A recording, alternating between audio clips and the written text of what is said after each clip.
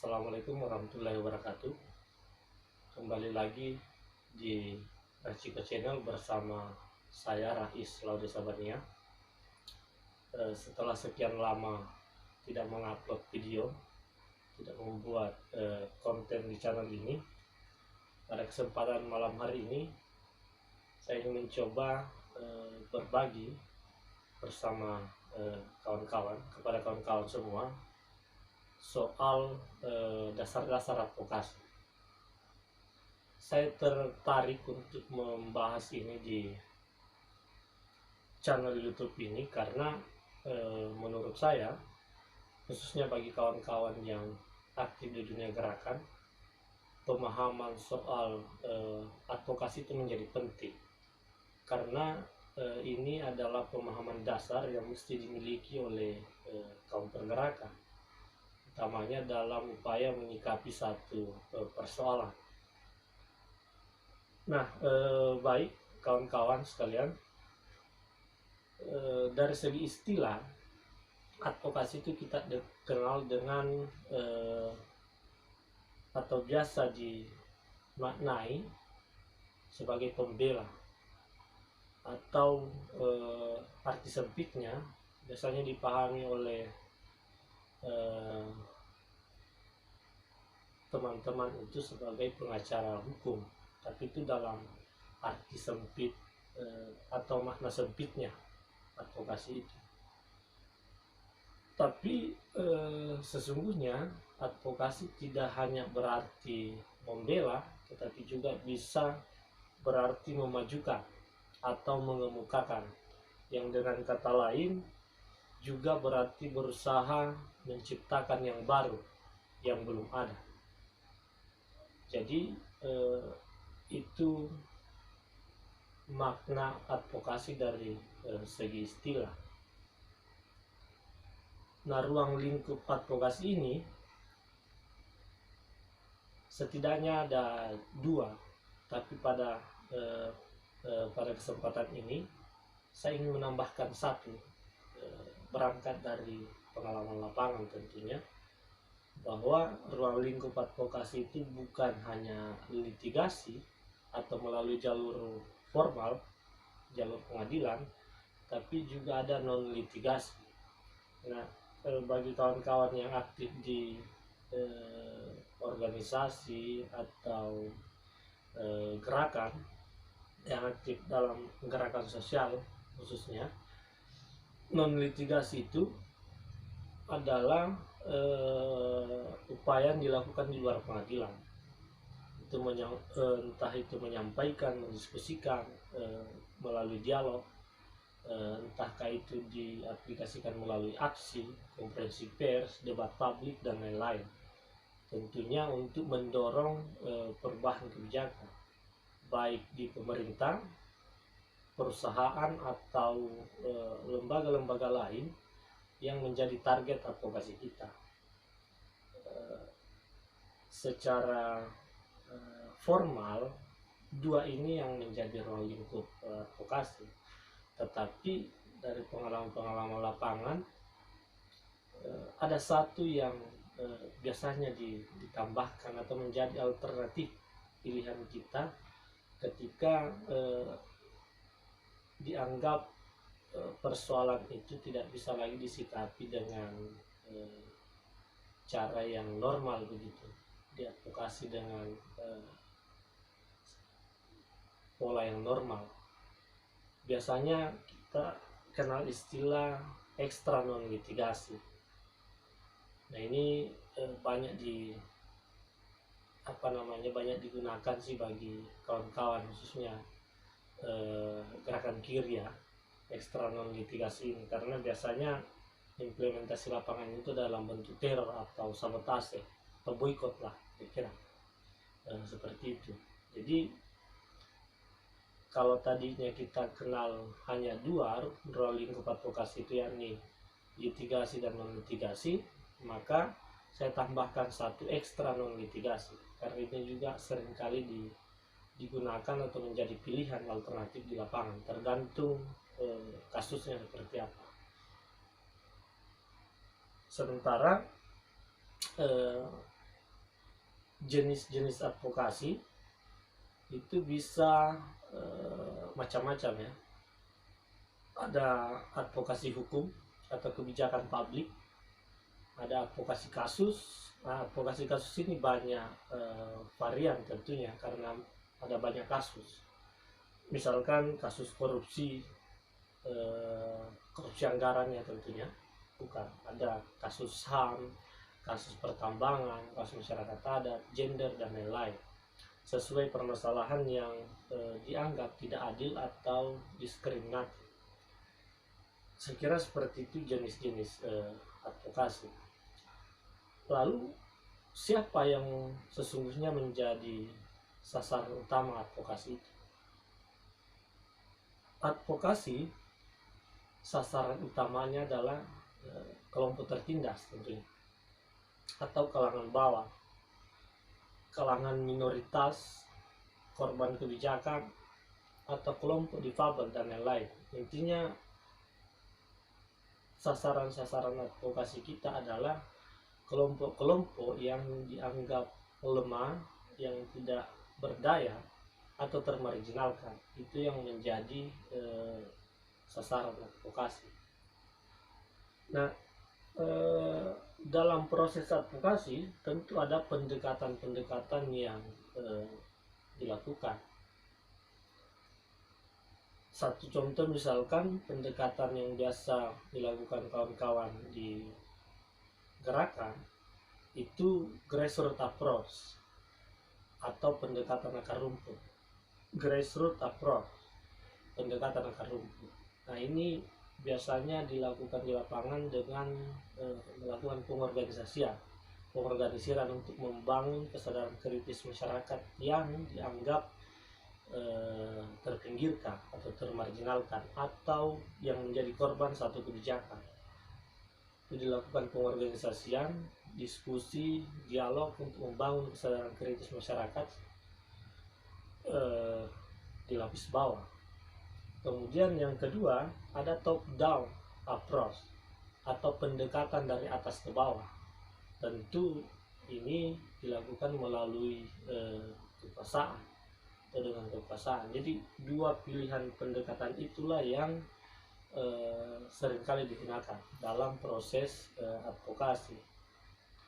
Nah, yang bisa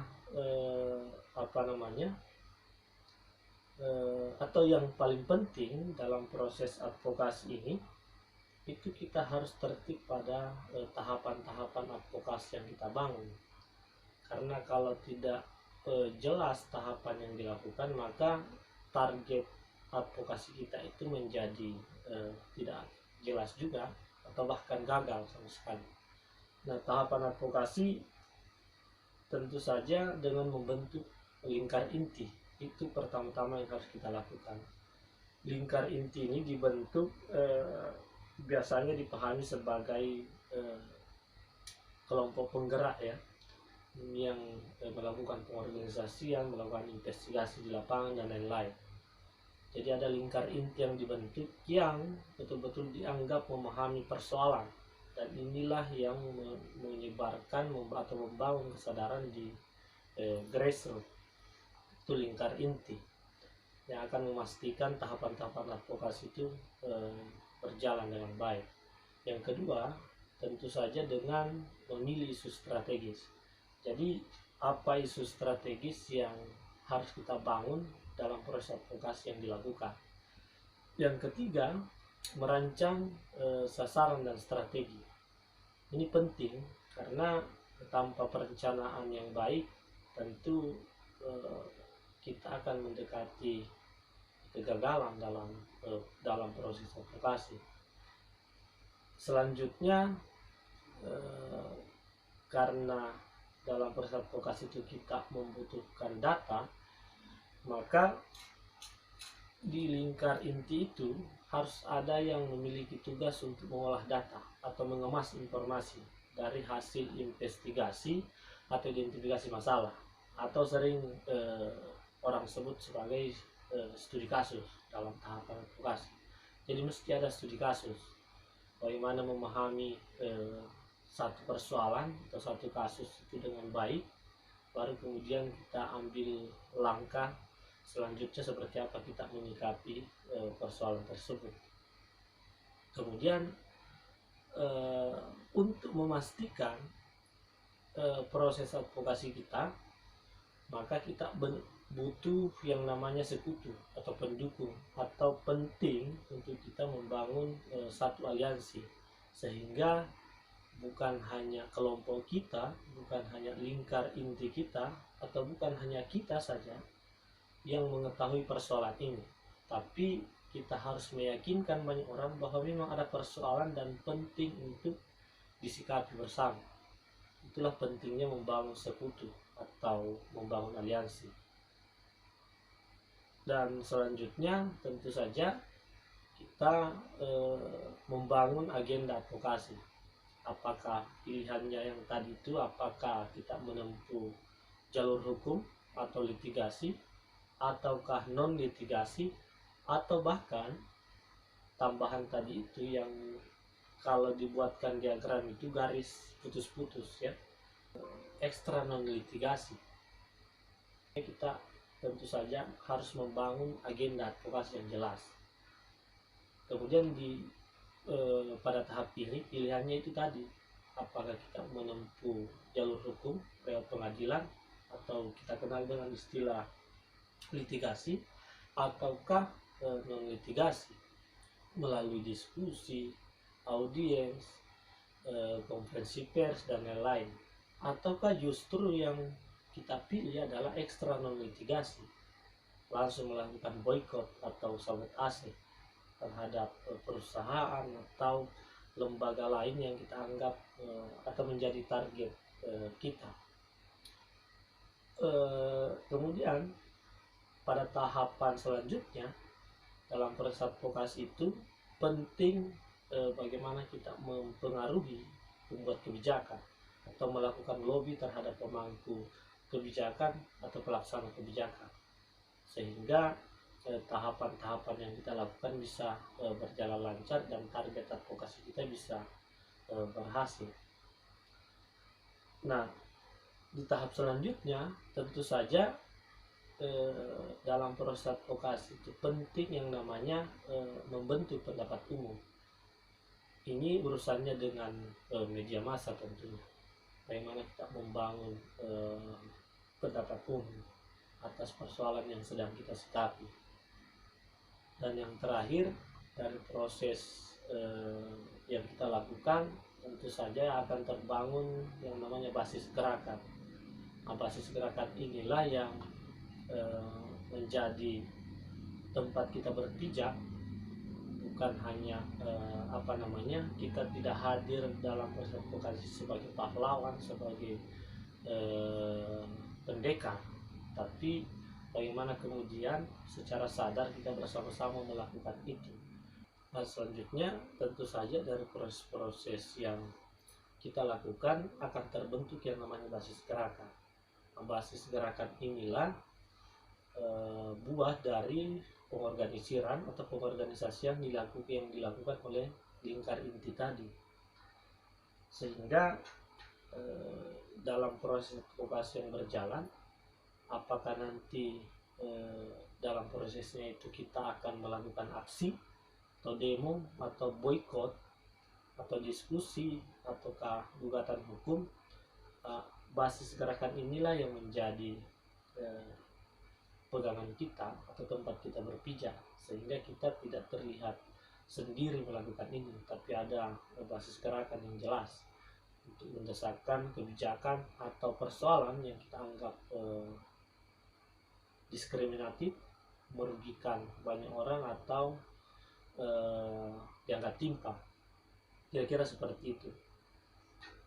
Jadi tahapan inilah yang akan menjawab apakah proses yang kita lakukan atau advokasi yang kita lakukan itu berhasil atau gagal, tergantung tahapan advokasi yang kita lakukan. Sejauh itu kita tertib pada tahapan-tahapan itu, maka sangat besar kemungkinan proses advokasi yang kita lakukan akan berhasil dan memenangkan kelompok yang kita anggap tadi ini dirugikan atau didiskriminasi. Saya kira seperti itu tahapan-tahapan advokasi. Nah, tentu saja dalam proses advokasi, karena ini terkait soal bagaimana mengubah kebijakan atau membentuk melakukan perubahan atau menciptakan hal baru, maka tentu saja akan ada prinsip-prinsip yang menjadi pegangan bagi kita. Nah, advokasi itu khususnya dalam konteks moral in action ya, itu dalam rangka mengubah kebijakan publik yang secara struktural menciptakan ketidakadilan sosial menuju kebijakan yang berkeadilan. Nah, dalam konteks demikian, advokasi harus didasarkan pada prinsip-prinsip seperti pertama, bahwa orientasi advokasi harus ditunjukkan kepada tercapainya social justice yang diyakini kebenarannya. Jadi salah satu prinsip penting dalam advokasi itu harus ditujukan kepada tercapainya keadilan sosial, social justice yang kita yakini kebenarannya. Yang kedua, dengan prinsip yang kita tujukan pada social justice ini, maka pertanggungjawabannya secara moral adalah pertanggungjawaban sosial kepada masyarakat. Jadi bukan upaya untuk menjadi pahlawan, memunculkan diri sebagai orang yang juru selamat lah kira-kira. Kira konteks advokasi tidak seperti itu, tapi pertanggungjawaban moral proses advokasi itu adalah pertanggungjawaban sosial kepada masyarakat yang kita bela.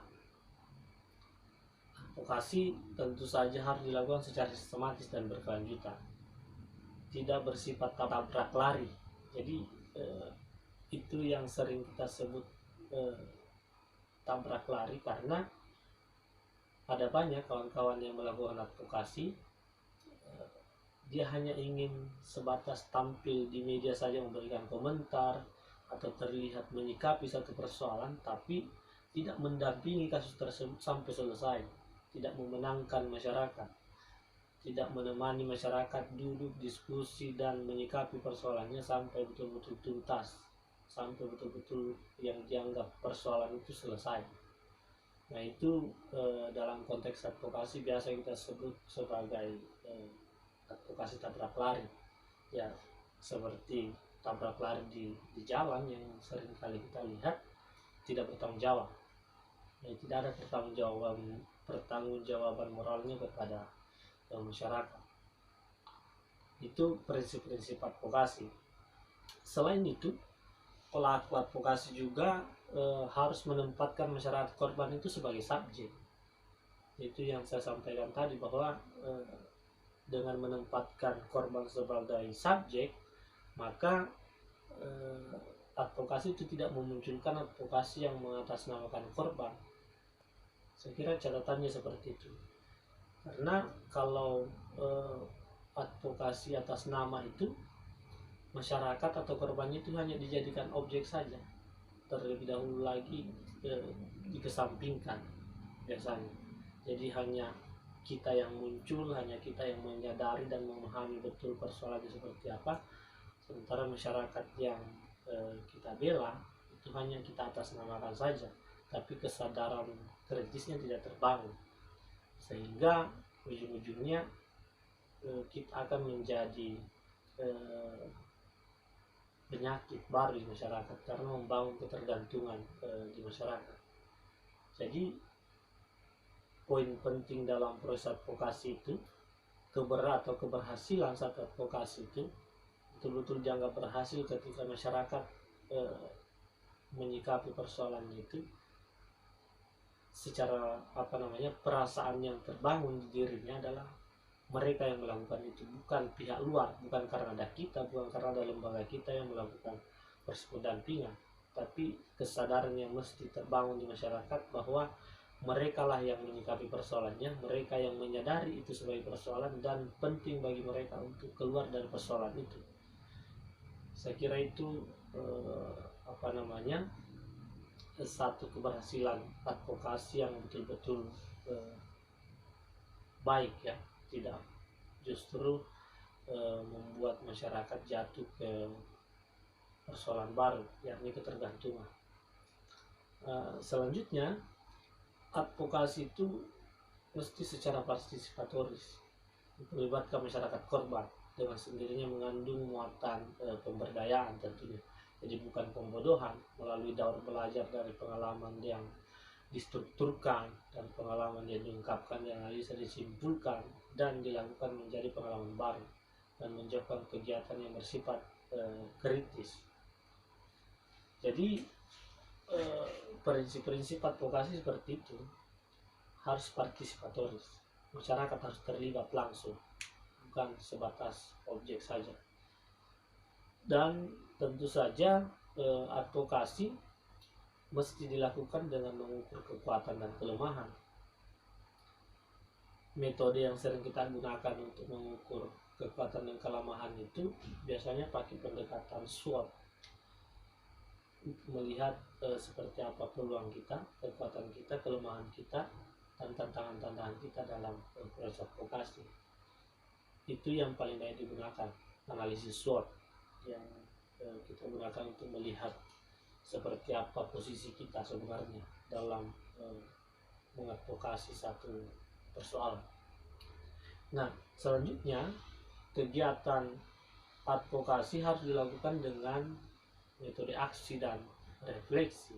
Jadi bukan hanya sebatas aksi lalu tidak ada proses refleksi atau evaluasi yang kita lakukan.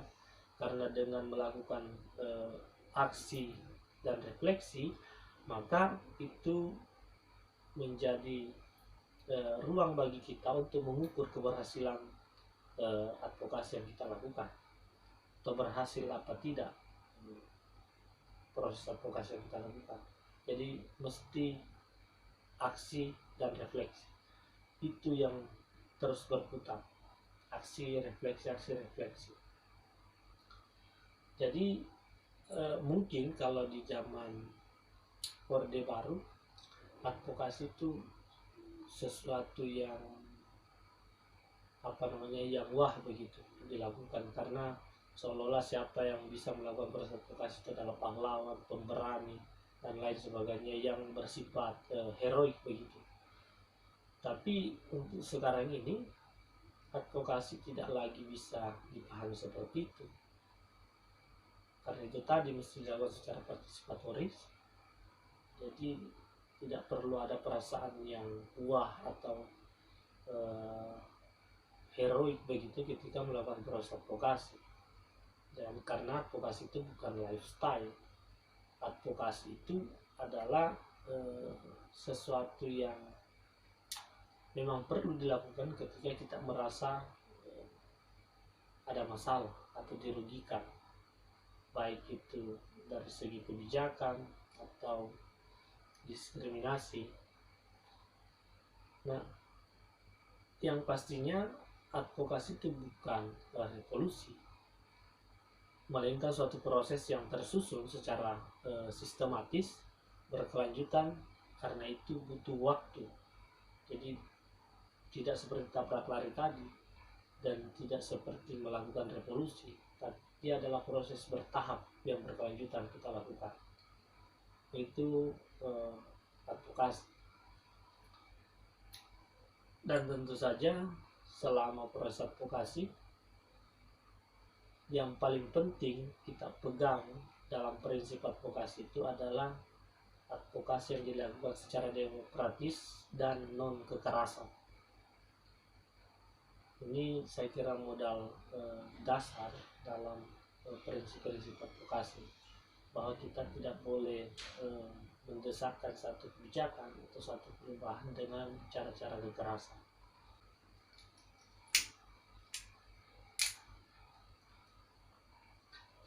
Nah, saya kira itu tadi tahapan-tahapan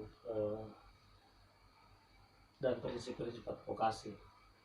Lalu kemudian Apa syarat-syarat advokasi itu? Tadi sudah ada tahapan, prinsipnya sudah ada, dan lalu syarat-syaratnya seperti apa? Syarat-syarat keberhasilan satu proses advokasi itu, pertama, objeknya harus jelas. Jadi objek harus jelas, masalah harus jelas, isu strategisnya harus jelas, dan ada tawaran solusi. Terakhir, tentu saja ada proses evaluasi yang dilakukan. Jadi dalam proses melakukan advokasi, dari awal syarat-syarat yang penting untuk kita penuhi itu untuk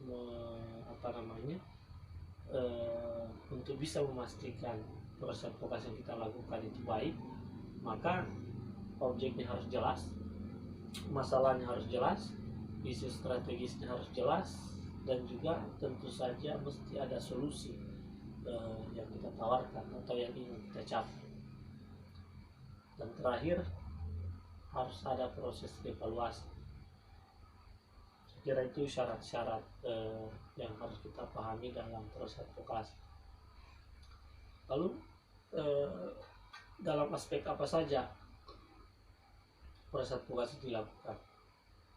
Ada beberapa hal ya. Pertama, aspek ekonomi, aspek politik, hukum dan HAM, sosial dan budaya.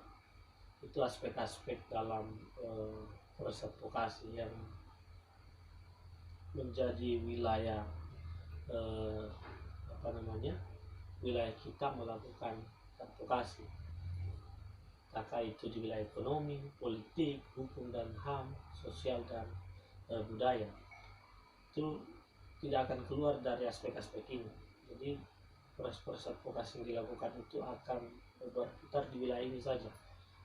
Saya kira seperti itu dasar-dasar advokasi yang penting untuk kita pahami bersama dan menjadi modal dasar kita dalam menyikapi satu persoalan.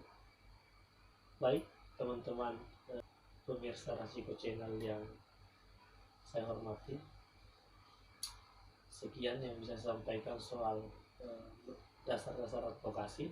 Sampai ketemu di pembahasan-pembahasan yang lain yang tentu saja lebih menarik. Assalamualaikum warahmatullahi wabarakatuh.